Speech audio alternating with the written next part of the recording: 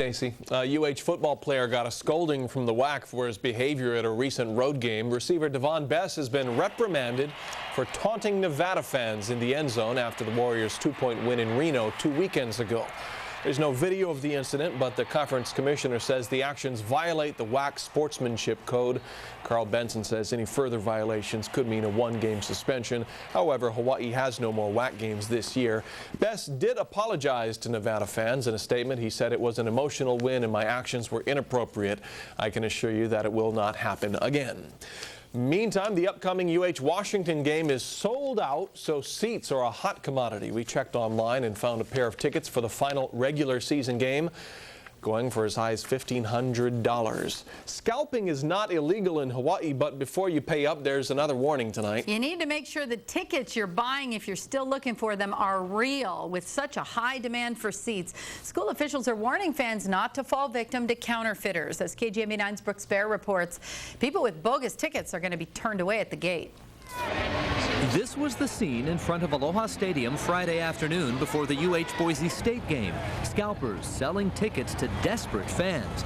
There are no reports that any of the tickets scalped that day were counterfeit, but earlier this month at the Fresno State game, 10 fans were turned away because they had bad tickets. Could have been a duplicate ticket, could have been they had a ticket for the wrong game, so we didn't actually track the incidents because we just didn't have time with the amount of fans that were coming in at the time. But again, just as an opportunity to be proactive and get the word out to the fans to be careful, because all our tickets are gone, so really ticket management is out of the university's control. There are ways to guard against buying bogus tickets. For example, ask the scalper to accompany you to the turnstile, and if you can't get in, don't pay. You can get tickets online. Here's one for a whopping $950, but make sure you're buying through a reputable website that guarantees your purchase. Or you can get tickets from a broker. Got 28 front row sideline orange seats remaining. Average price $300 to $500 per ticket. People are willing to pay it. Yes. Business is so good for Dan Dillard, he'll even hand-deliver the tickets to you himself. Steve Enrico got tickets from Dillard last week, and he's back for more this week. They're a little expensive, but you know, to make sure that they're not counterfeit, and to get there, it was amazing, and to be fourth row, that kind of energy, you know, it's priceless. Dillard says if questioned, he can provide receipts that prove his tickets are real.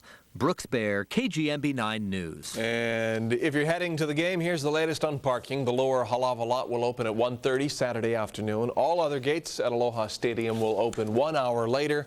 Alternate parking sites will also open at 2:30.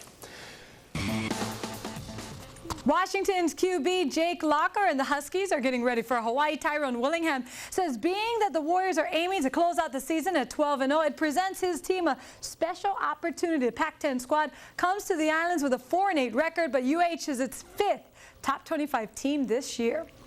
The Huskies also boast some homegrown talent from Hawaii. 4 players on their roster are returning to the Aloha Stadium on Saturday, and they've already got the warning out to their teammates. With a sellout crowd, the Warrior faithful will be overwhelming. You're basically going against the state of Hawaii when you're in that stadium. You know, their fans is crazy, and for us to go in there, we're just going to have to, you know, not fall for the hype and play the game of football. Yeah, it seems like it's packed and people are going crazy, and it sounds fun. Sounds like a lot more of a fun atmosphere than when I was at the games I went to. The Warriors say they're depending on the 12th man to get them this win that could lead to a bowl championship series game like the Fiesta Bowl or Sugar Bowl. Warriors are also sticking to the routine that's led to this perfect season. And even with everything at stake, they're allowing themselves a little breathing room away from football. I want it to be the only thing that's on your mind, to the point in which it can cause you, you know, to actually dread coming out here, or to, you know, to get too much into football that, you know, you can't even do the simplest things while you're playing. So, you know, I think it's good to have an equal balance, you know, and just when we're out here to focus and get the max of what we need to get done while we're out here, then be able to take your mind off of it. You know, we're WAC champs, but we don't let that get to us. We're still doing the same things we do every week. Come out here, watch film, come out here and run, come out here and just take it one game at a time. We're practicing hard right now, you know, it's the beginning, so we'll be ready by then. To date, this is the second visit by Washington. The last time the Huskies took on the Warriors was the 1938 Pineapple Bowl. Kickoff Saturday is at 6:30. Thousands of fans stormed the field after the Warriors won the WAC championship last Friday, and it was the perfect time for Thieves to strike. Many fans got up close with the team while celebrating the big win, and Thieves took advantage of the chaotic setting by getting close to fans. Jay Hanamura was at the game. He posed with quarterback Colt Brennan, but the rush of the win was cut short. I was taking pictures of myself, and out of nowhere, a hand came in and stole my camera in the craziness of the crowd, but I was pretty devastated. Sports reporter Barry Markowitz heard about the incident and talked about it on a sports radio show. A listener wrote a check for $200 to buy Hanamura a new camera. He says his pictures are lost, but he still has the memories of that amazing night. And we'll be sure to keep you posted on how they do. Talking Warrior football now, we know everyone in Hawaii has aloha for Colt Brennan, but so do the guys on ESPN's Pardon the Interruption. They talked about Colt's chances in the NFL versus Florida quarterback Tim Tebow. This is a tough one. You're right. Neither one of these guys is a great pro prospect. Right. Now, I spent most of my time, admittedly, watching and liking Colt Brennan very much. Who's very good. And what we do know is he can get rid of the ball quickly. That's and he can read defenses.